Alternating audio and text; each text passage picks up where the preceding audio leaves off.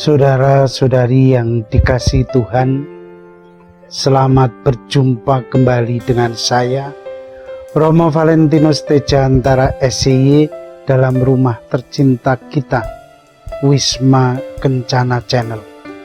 Semoga Anda sekalian dalam keadaan sehat dan bahagia.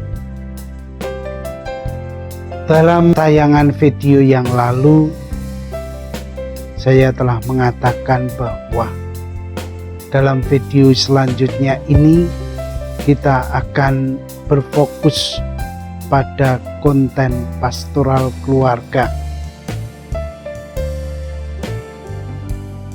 Dan kita sudah menyampaikan dalam tayangan itu kata pengantar tentang pentingnya serta posisi strategis dari pastoral keluarga sebagai suatu hal yang harus kita dalami.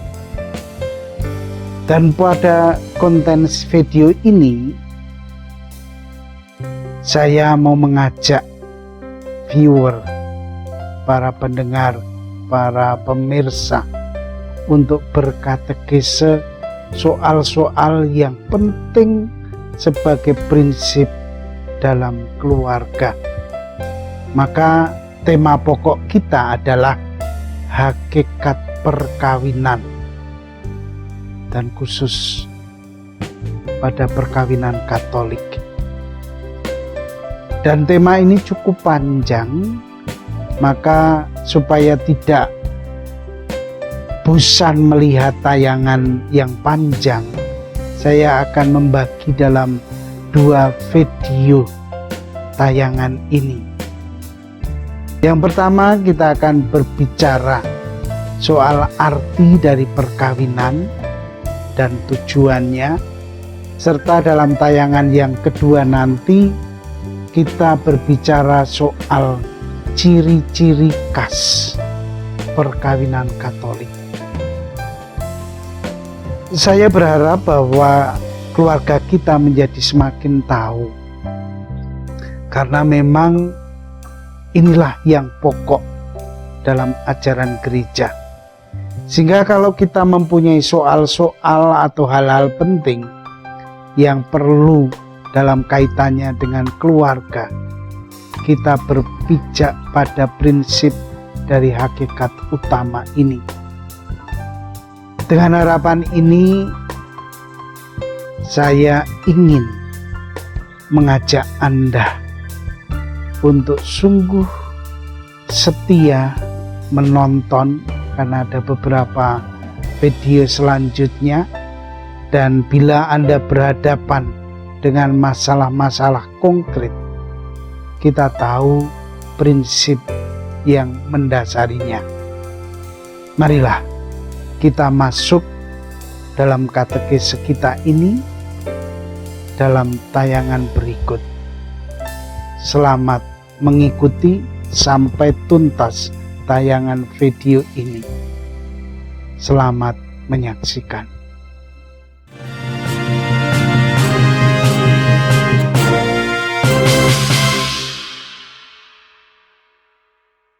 Saudara-saudari yang dikasihi Kristus,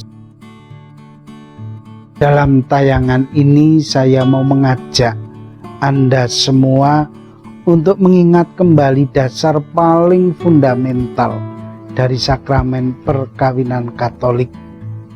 Saya menyebutnya sebagai hakikat perkawinan Katolik. Hal yang mau kita ingat bersama di dalam hakikat ini adalah arti perkawinan, tujuan, dan ciri khas dari perkawinan itu. Nah, dalam tayangan ini kita akan melihat, memperdalam apa itu arti perkawinan Katolik, dan yang kedua adalah tujuan dari perkawinan itu.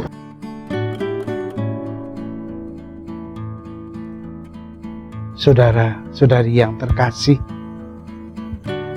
bertanya secara umum, apa tujuan hidup manusia?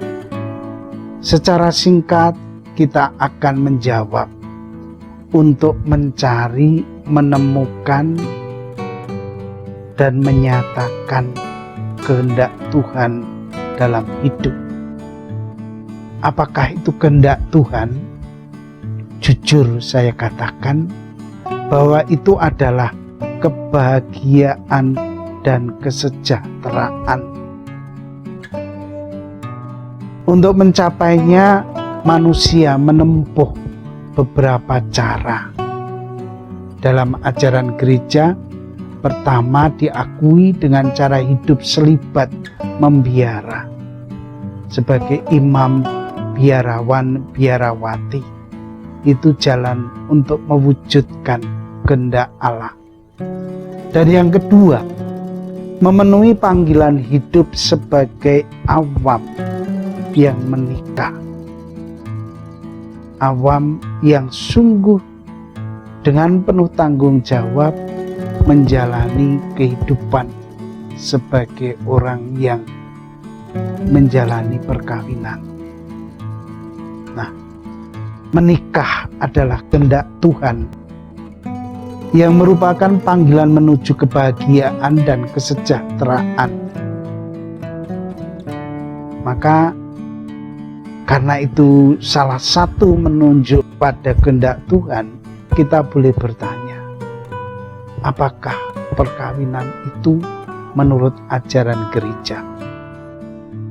Saya mengatakan yang pertama, secara hukum sering didefinisikan bahwa arti perkawinan Katolik menurut hukum kanonik gereja atau Kitab Hukum Kanonik 1983 dalam kanon 1055. Artikel pertama adalah perjanjian atau vedus antara seorang laki-laki dan seorang perempuan untuk membentuk kebersamaan hidup. Perjanjian atau vedus sering juga disebut kesepakatan nikah yang dibuat oleh kedua pihak yang menikah adalah satu-satunya unsur penentu dari perkawinan itu sendiri. Dan kesepakatan ini harus muncul dari pasangan suami istri itu sendiri, bukan orang lain. Maka kesepakatan itu mengandaikan kebebasan dan masing-masing pihak itu untuk meneguhkan janjinya dalam perkawinan. Ini berarti masing-masing pihak pertama harus bebas dari paksaan pihak luar. Yang kedua, tidak terhalang untuk menikah. Dan yang ketiga, mampu secara hukum. Persyaratan ini memang dituntut. Kalau kita mendalami lebih lanjut, kita akan menemukan betapa banyaknya hal dari segi hukum yang dituntut. Ini arti perkawinan dari segi hukum. Yang kedua, secara umum dipahami bahwa perkawinan itu diartikan sebagai persekutuan hidup antara seorang pria dan seorang wanita yang terjadi karena persetujuan pribadi yang tak dapat ditarik kembali dan harus diarahkan kepada saling mencintai sebagai suami istri dan kepada pembangunan keluarga, dan oleh karenanya menuntut kesetiaan yang sempurna dan tidak mungkin dibatalkan oleh siapapun kecuali oleh kematian. Lihatlah pengertian yang rinci itu. semacam tesis yang bisa diartikan kata per kata, dibahas secara mendalam. Tetapi dalam tayangan ini saya tidak mau memperdalam itu, karena ini menjadi bahan yang panjang banget. Tapi minimal kita tahu arti dari perkawinan itu. Tetapi yang jelas, dari definisi ini kita mengerti perkawinan Katolik itu ada beberapa poin yang penting. Saya sebutkan. 1, persekutuan hidup penuh lahir batin. 2, khusus antara pria dan wanita. Di luar itu bukan perkawinan. Terjadi karena persetujuan pribadi, pilihan bebas dari hati yang terbuka. 3, tak bisa ditarik kembali janji itu. Yang 4, saling mencintai suami istri. Harus ada cinta sebagai dasar. Yang 5, membangun keluarga yang bahagia dan sejahtera. Tujuan menuntut kesetiaan yang sempurna dan tidak mungkin dibatalkan atau diceraikan. Dari pengertian itu kita melihat betapa indah dan luar biasanya dari arti perkawinan itu. Dan ini terjadi ketika pria dan wanita mengikat diri dalam perjanjian.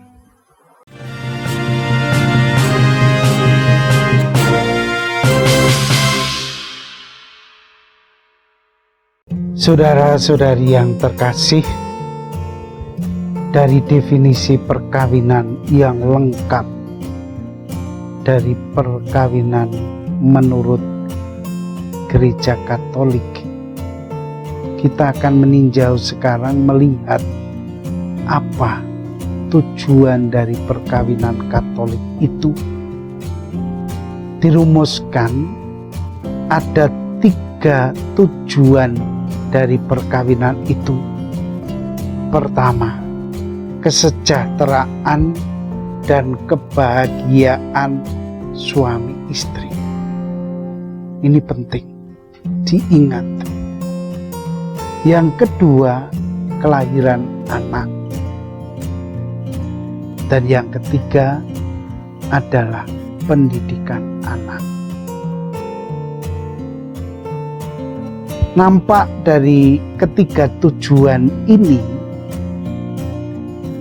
tujuan utama bukan lagi prokreasi atau kelahiran anak seperti dalam hukum kanonik yang dulu atau pemahaman sebelum itu, tapi kebahagiaan dan kesejahteraan. Dan hal ini berpengaruh pada kemungkinan usaha dan pembatasan kelahiran anak. Bahkan tidak punya anak pun bisa jadi orang mencapai tujuan dari perkawinan. Kita lihat kesejahteraan dan kebahagiaan sebagai tujuan pertama. Dan ini seluruh yang baik, semua yang baik yang dibutuhkan manusia, baik lahir maupun batin, terpenuhi dengan cukup. Itulah kesejahteraan. Maka kesejahteraan lahir ialah terpenuhi dengan cukupnya semua kebutuhan lahiriahnya dalam perkawinan ini. Apa saja kebutuhan lahir itu? Sering orang merumuskan bahwa kebutuhan primer itu sandang, pangan, papan.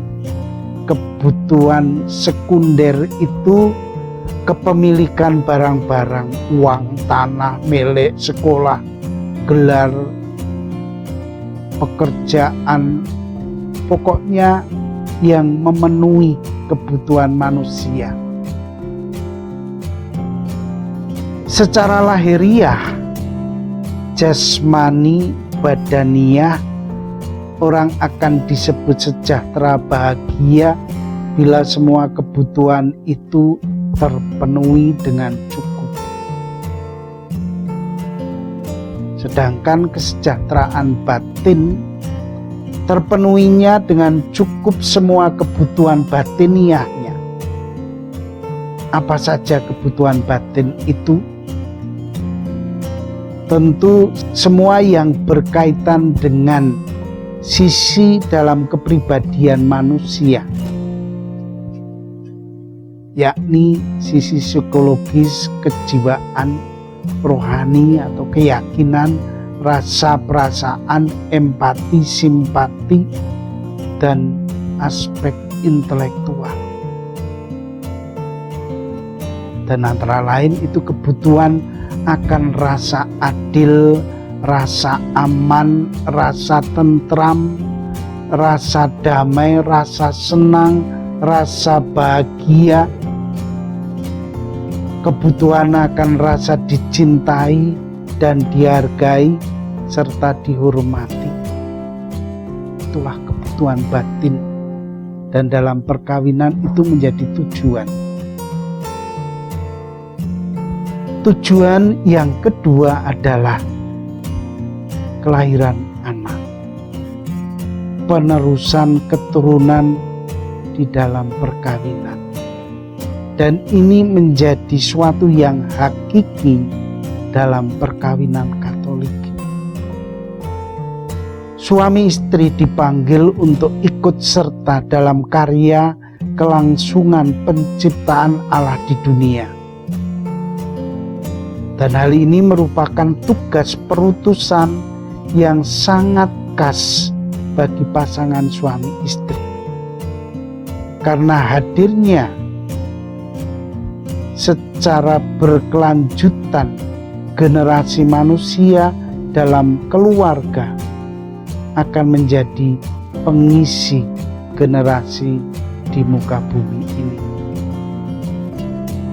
Di samping bahwa kelahiran anak dalam keluarga akan membawa kebahagiaan tersendiri, hadirnya anak juga akan menjadi sarana agar cinta kasih Allah Tritunggal atau cinta kasih yang berdimensi triniter dapat dihayati secara lengkap dalam keluarga.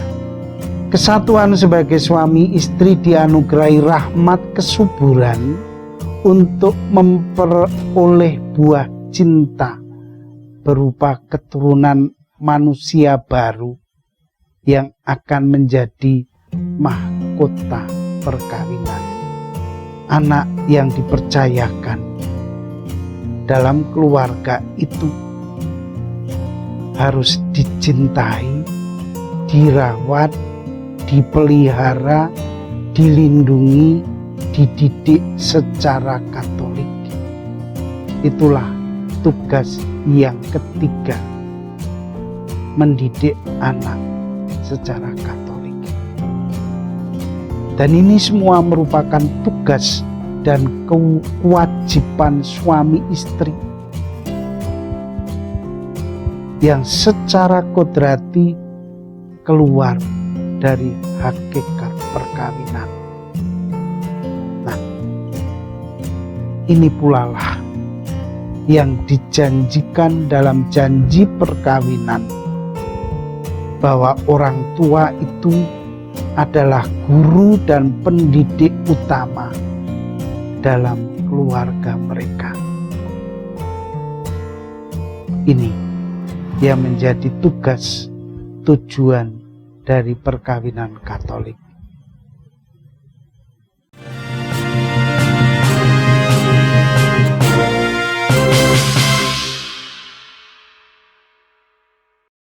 Saudara-saudari yang dikasih Kristus, itulah dua jawaban dari hakikat perkawinan Katolik. Jawaban itu masih bisa dijabarkan lebih panjang lagi, tetapi minimal inti pokok dari ajaran tentang perkawinan itu sudah terungkap di sini.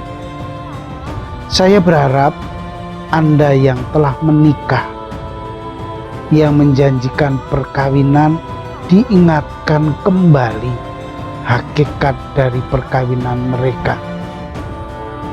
Suatu yang penting dan utama yang tetap harus melekat dalam hati sebagai pengetahuan dan pengertian, serta dihayati dalam hidup konkret. Bahkan bagi Anda yang berkeluarga, hal ini menjadi pedoman yang menuntut perjalanan perkawinan supaya terciptalah keluarga yang damai, bahagia, dan sejahtera. Dalam tayangan video selanjutnya, kita akan membahas secara khusus ciri-ciri, saya mengatakan khas, karena hanya ada dalam gereja Katolik. Hanya dimengerti, dipahami dalam ajaran gereja Katolik. Itulah saya mengatakan ciri khas. Maka ikutilah terus tayangan kami dan terimalah salam kami. Vivat Cor Jesu per Cor Mariae. Hiduplah hati kudus Yesus melalui hati Bunda Maria. Amin.